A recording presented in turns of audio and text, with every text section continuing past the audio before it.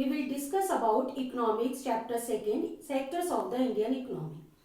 We can classify all the economic activities in three sectors: primary, secondary and tertiary sector. First is primary sector. When we produce a good by exploiting natural resources, it is an activity of the primary sector. As most of the activities of these sectors are related to agriculture, so it is also called agriculture sector. For example, forestry, fishing, dairy, etc. Second is secondary sector. This covers activities in which natural products are changed into other form through ways of manufacturing that we associate with industrial activity. This is also called industrial sector. For example, cultivation of sugar cane will come under primary sector, but when we make good industries by using sugar cane, good will come under the secondary sector. Third is tertiary sector. Activities which support to primary and secondary sectors are placed under tertiary sectors.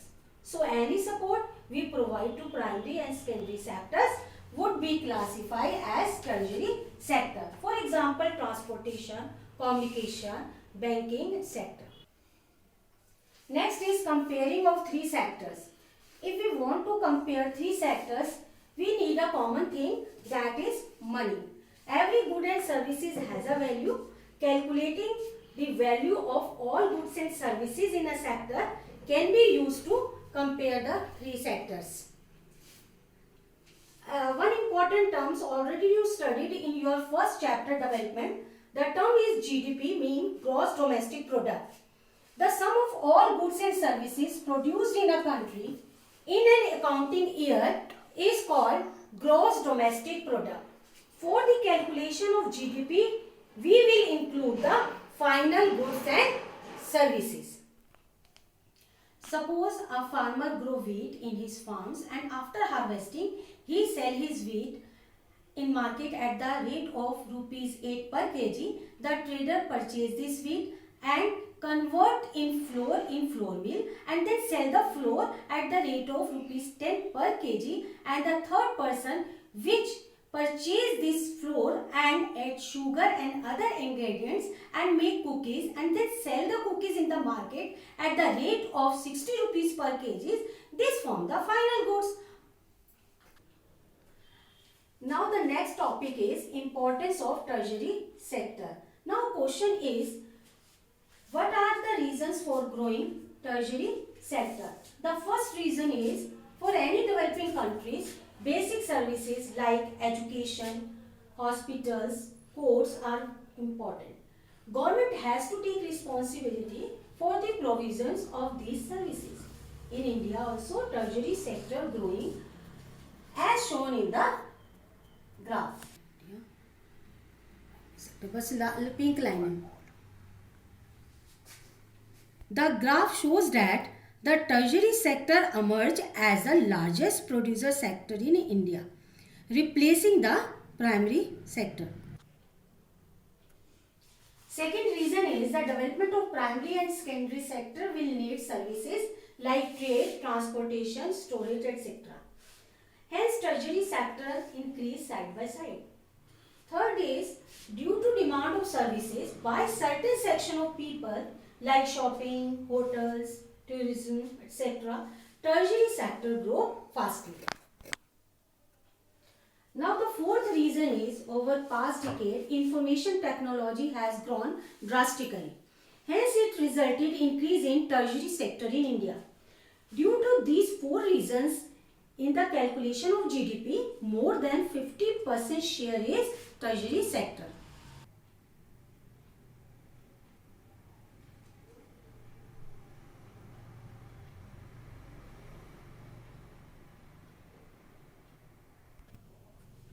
Now our next topic is employment.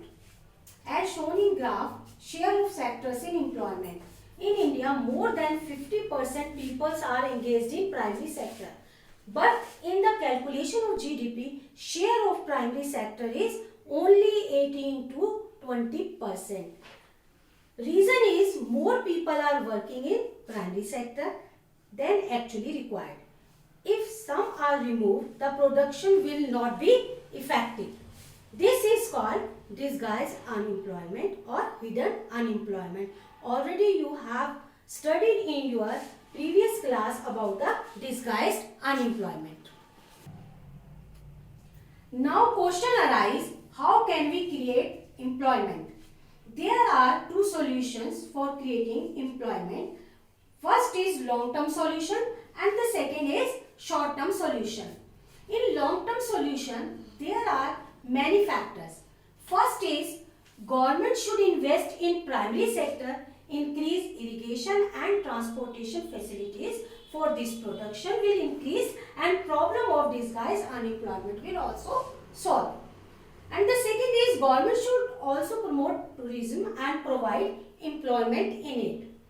If we will talk about the short-term solution, government had launched the NREGA scheme in 2005. In 2005, government formulated the scheme and in 2006, government launched this scheme. According to this scheme, people are granted 100 days assured employment. If the government fails to do this, the government will provide unemployment allowances to the people. Now the last topic for today is organized and unorganized sector. In organized sector, registered by the government, terms of employment are regular. Factories Act and Minimum Wages Act are also followed in organized sector. Employee gets benefits like fixed working hours, paid leaves, job security, etc. If we will talk about the examples of organized sector, there are examples of organized sector: banks, schools, hospitals, private limited corporation, etc. Now in the unorganized sector, this sector is not registered by the government. Terms of employment are not regular, not follow the Act of Minimum Wages and the Factory Act. No such benefits are given to the employee in unorganized sector, and the examples are shop workers, vendors, etc.